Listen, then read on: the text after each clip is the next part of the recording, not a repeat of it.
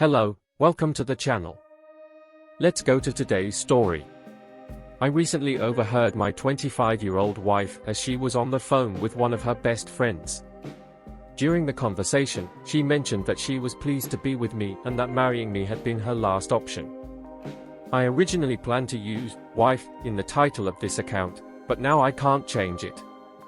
In short, I heard my wife talking to her friend while she was in the next room. Our friend was involved in a serious relationship, and my wife shared advice with her. She said, "Honey, remember it's your choice, don't settle for just anyone."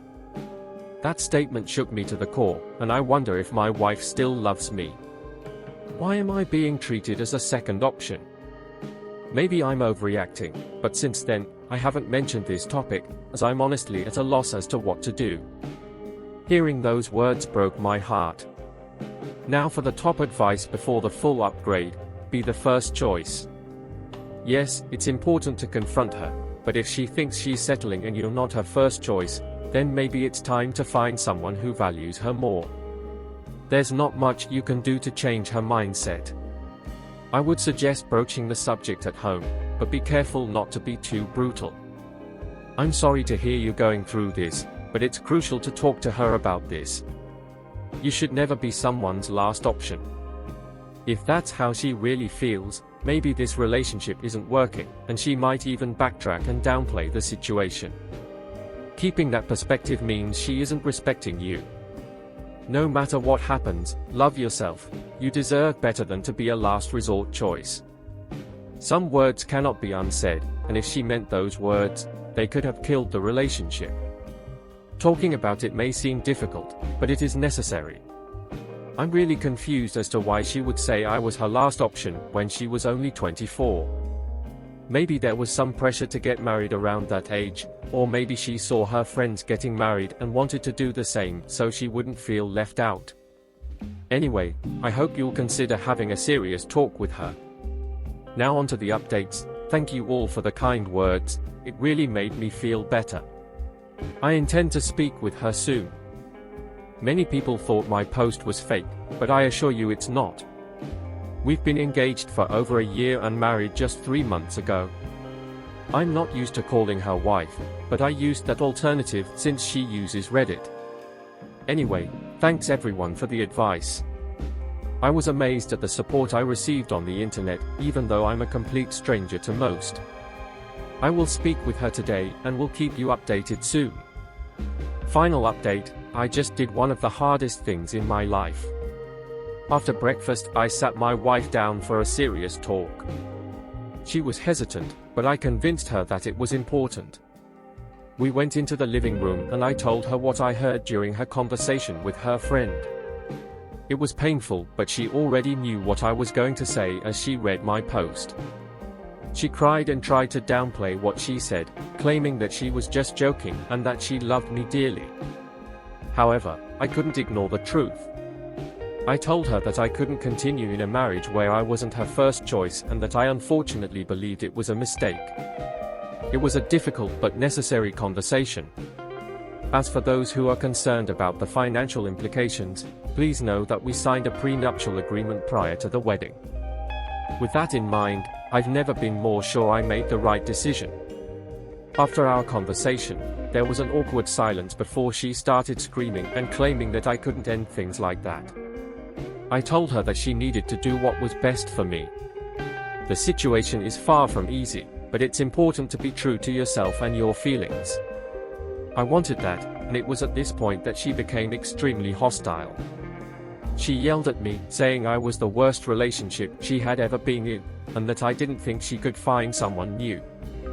She questioned whether I believed I would ever find someone as good as her, calling me an idiot. She grabbed her purse and phone, announcing that she was leaving, and slammed the door behind her. At that moment, I felt like I was on one of those drama series you watch on television. I sat on the couch and shed tears, and I'm still crying as I type this. Those tears mixed happiness and sadness, and I knew it was only a matter of time before she betrayed or abandoned me. It was obvious that she never really loved me, our relationship was one-sided. I feel foolish for not realizing this sooner. I live in California and will be starting the process of annulment of our marriage. Tomorrow, I'm going to pack all of her stuff into trash bags, not to throw it away, but to give it back to her. I thank you from the bottom of my heart for all the kind words and advice you have given me. You all gave me the courage to stand up for myself, and I know my life will certainly improve as a result. Now, for the latest story update. My wife of 33 years old confessed when she was drunk that she only married me as a last resort. As the title suggests, she went on to say that I wanted to be with my friend Tai, which made things awkward as my family was playing with her sister, shutting her up, and I joked about it as a joke, I'm not sure how to do this. I always suspected that she never really loved me. How am I supposed to start confronting her about this? Now for the main advice before reading the update. This is absolutely awful, I'm sorry. How am I supposed to start confronting her about this? Do you still want to stay in this marriage after all this? I'm pretty sure I don't want to. You're just looking to go from 99 to 100. The problem is that it depends on getting her to confess everything, which will be difficult. Getting that last one isn't worth the trouble it will cause. Infidelity isn't likely, and there's no freaking last resort, which means you're looking for security and stability. She won't give up on this. Find a lawyer and let her know that her last resort will be to find someone who considers her their first choice. Specifying someone is not necessary, it will eventually run out anyway. Why not save your dignity and be the one to do it? There is someone out there who would be happy to be with you and respect you. Don't wait until you are both in your late 30s. Every time you let your guard down around her, it will come back and start to break your mind. Tell her you don't want to settle for someone who treats you like that. Also, I'm so sorry that this happened to you. Here's what's going to happen. Your sister-in-law will tell your wife about your drunken confession as soon as your wife sobers up. I believe one of the sisters-in-law took her wife with her to tell her as soon as she got over her hangover, or maybe she spent the night there to catch up first thing in the morning, or she may even have texted her wife to call her sister-in-law as soon as he remembered. Your sister-in-law might try to talk your wife out of it before you have a chance to do so. So your wife will probably be very wary of you for a few weeks, as she has already rehearsed what she will say when you ask her about it. When you finally confront your wife, she will likely downplay everything and make you look like a fool. She might even say that, despite everything, she chose you like it was an honor. Anyway, what you do from now on is entirely up to you. I wouldn't. Now for the update. There's a lesson to be learned here. Bad communication, insecurity, and alcohol resulted in difficult times. I confronted her about it and expressed my insecurities and depression. She knew it and accepted me like that, and I'm striving to improve. She was the only person who ever saw the real me, beyond my facade. She was completely honest, even though she knew it would hurt me. I wasn't her first choice, I went more as a last resort. She thought I knew, but it's clear I didn't know that Tay wasn't an option before me. She was young, lonely, and unhappy, tired of men breaking her heart and convinced she would be alone forever. She was willing to give up men anyway, as long as she went with Tay. However, Tay didn't even know she existed. No matter how hard she tried to pursue Tay, she met me the same day and I was best friends with him at the time, as Tay never pleased her. Once, I realized her feelings. She resigned herself to my company and asked me out. We had a few drinks and soon noticed the strong connection between us.